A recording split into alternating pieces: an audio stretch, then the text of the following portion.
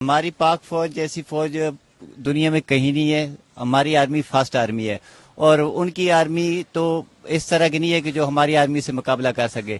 جس طرح ہماری آرمی نے اس ٹائم مقابلہ کیا ہے نا، اس جیسا مقابلہ وہ کر ہی نہیں سکتے. پاکستان نے جنگ جیت لی ہے اور ہم نے انڈیا کو منہ توڑ جواب دیا ہے. ہم پاکستان فوج کے ساتھ کھڑے ہیں اور ہم موت کو ایاز سمجھتے ہیں. ہمیں کسی انسان کی مدد کی ضرورت نہیں، ہمارے لیے اللہ ہی کافی ہے اور اللہ کا رسول ہی کافی ہے. اور ہم جب بھی کسی نے پکارا تو ہم جہاد کے لیے اور جان پیش کرنے کے لیے تیار ہیں. کہ ہم مسلمان اور ہمارا ایمان ہے اللہ اور رسول کے اوپر.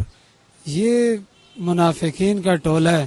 سب سے بڑی بات جو افواج پاکستان یہ ہمت اور مسلمان ہے، اس میں اللہ پاک اتنی ہمت دیتا ہے کہ یہ 100 بندوں پر 10 بندے بھی جو ہیں اس پر قابو. پوری پاکستان قوم ہم ایک یکجا کھڑے ہوں گے انشاءاللہ افواج پاکستان کے ساتھ.